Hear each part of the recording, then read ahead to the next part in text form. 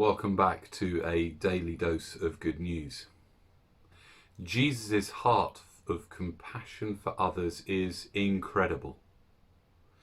For the past 3.5 months, we have been hearing daily figures relating to those who have tested positive for coronavirus and those who have died. While the daily Downing Street briefings were taking place, there was always that moment when the minister stressed again how each and every death was a tragic loss. While I absolutely agree with that, I'm fully aware of my failings in compassion.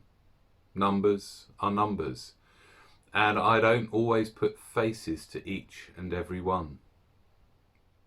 Whether there is death or numbers fatigue, I do not believe for one moment that Jesus would be responding as I sometimes do. Let's hear another demonstration of his compassion for people in need. Now, on his way to Jerusalem, Jesus travelled along the border between Samaria and Galilee. As he was going into a village, 10 men who had leprosy met him. They stood at a distance and called out in a loud voice, "Jesus, Master, have pity on us." When he saw them, he said, "Go show yourselves to the priests." And as they went, they were cleansed.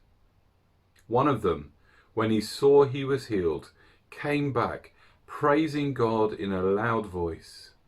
He threw himself at Jesus' feet and thanked him, and he was a Samaritan. Jesus asked, "Were not all 10 cleansed? Where are the other 9? Was no one found to return and give praise to God except this foreigner?" Then he said to him, "Rise and go. Your faith has made you well." This time it is a group of 10 men with a horrible skin disease. Jesus could have walked by, asked them to return when he was holding a healing meeting, or sent one of his disciples to do something about it. Instead, he responded with compassion and healed them all. God is so good to us.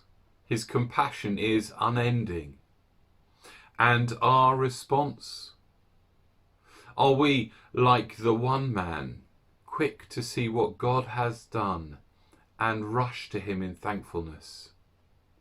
For the other 9, they too would have seen their healing. Their first objective was to continue to the priests so they could be declared clean and return to their normal lives. This was what Jesus wanted, that they would be healed so they could carry on with life as normal.